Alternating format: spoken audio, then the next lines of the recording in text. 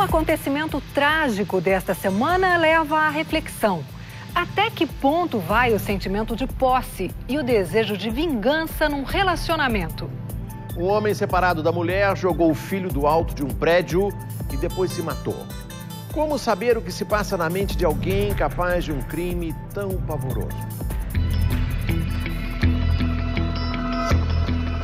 Um crime premeditado. A principal vítima, um menino de 2 anos e 9 meses.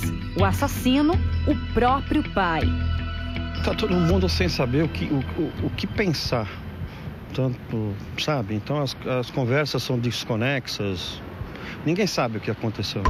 O consultor de vendas Cássio Rodrigues, de 30 anos, teve uma atitude desesperada que abalou a família, amigos e vizinhos. Na última quarta-feira, ele foi encontrar o filho, Pedro, no edifício onde a criança morava com a mãe, na zona sul de São Paulo. As visitas eram frequentes e permitidas pela ex-mulher. O menino estava com a babá quando Cássio chegou. O pai pegou a criança e foi até o terraço, no 18º andar. Lá de cima, teria jogado a criança e em seguida pulado. O barulho da queda chamou a atenção de um vizinho que entrava no prédio. Eu vi um pacote caindo. Eu não sei se depois caiu outro, não sei. Não tenho essa atividade. Eu vi um pacote, a hora que eu liguei o carro. Eu ouvi o barulho, o estrondo. O síndico Márcio de Almeida foi o primeiro a ver as imagens do circuito interno de segurança. O vídeo registrou os últimos momentos de pai e filho. As cenas mostram os dois no elevador e depois a tragédia. Essas imagens estão preservadas? Estão totalmente preservadas. Elas só sairão daqui essas imagens com uma ordem judicial. O único intuito aqui é preservar inicialmente essas pessoas e posteriormente as próprias famílias que também estão chocadas com a situação que está ocorrendo. O corpo da criança foi enterrado nessa quinta-feira. Parentes do pai foram proibidos de acompanhar o funeral.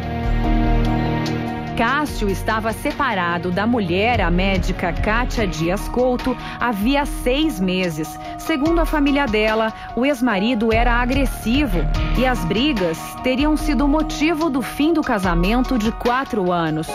Esta comerciante conhecia o consultor e conta que ele não aceitava a separação.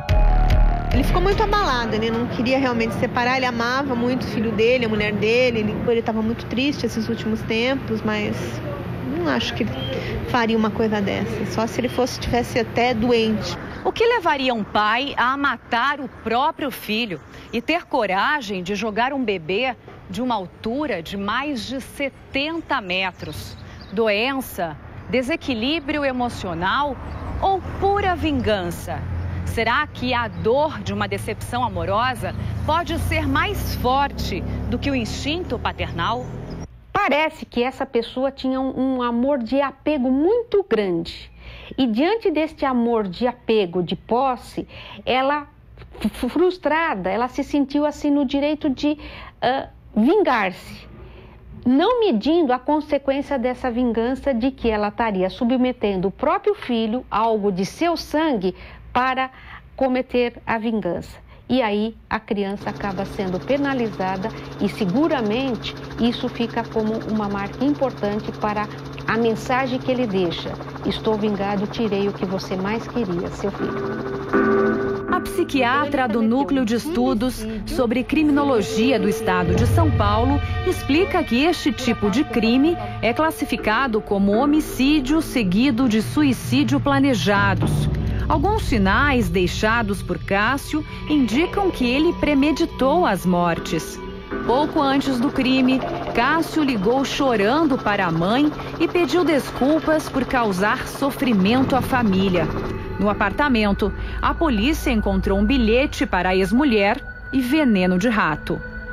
Isso vai ser comprovado posteriormente pela perícia, que o pai teria dado veneno para a criança e tomado também.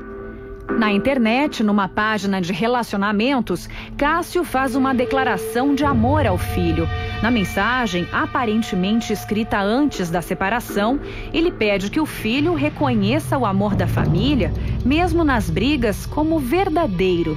Diz que nas horas difíceis vai estar sempre ao lado dele. E no fim assina: "Te amo, papai". Em outro texto, Cássio menciona a ex-mulher: "Família, o bem mais precioso que temos. Kátia, eu te amo". Nesse caso, a pessoa dá sinais de que vai cometer essa brutalidade? Na grande maioria, sim. Eu que diria que de 80% a 90% as pessoas deu em algum momento pistas, sinais, dicas, alguma frase, alguma coisa, mas infelizmente isso só é resgatado a posteriori. Uma vez acontecido o fato, nós olhamos para trás e observamos: olha, aqui houve um sinal, aqui houve uma comunicação. Segundo o síndico, Cássio parecia um pai amoroso. Costumava brincar com o filho na área de lazer do prédio. Foi Márcio quem deu a notícia à família da criança. Foi bastante difícil. O senhor que deu a notícia? Foi. Principalmente a avó, coitada, deu dó dela. E a mãe, então, primeiro acho que entrou num estado de choque, aí agora, pelo que eu tive de informação, está realmente sob efeito de remédios. A crueldade do pai contra o filho pode ser comparada a uma tragédia da mitologia grega. É a história de Medeia, a mãe que mata os filhos para se vingar do marido. O inverso não é descrito na literatura, mas atualmente estatísticas comprovam que esse tipo de crime é mais praticado pelos homens.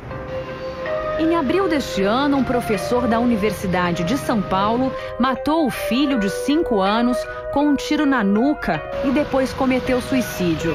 Renato Ribeiro, de 39 anos, tinha uma carreira consolidada, mas não aceitava o fim do relacionamento com a mãe da criança. O professor deixou uma carta aos amigos em que confessa que planejou tudo.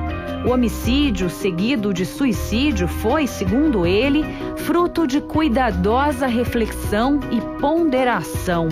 Renato previu que o filho viveria infeliz, separado dele, e resumiu tudo como a maior demonstração de amor de um pai pelo filho.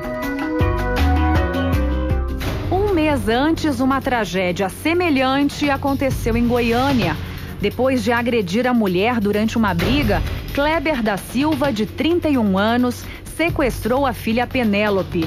A menina de 5 anos foi obrigada a entrar em um pequeno avião roubado pelo pai. Durante quase meia hora, os dois sobrevoaram o centro da cidade. Um cinegrafista amador registrou as manobras. Kleber jogou o avião contra o estacionamento de um shopping.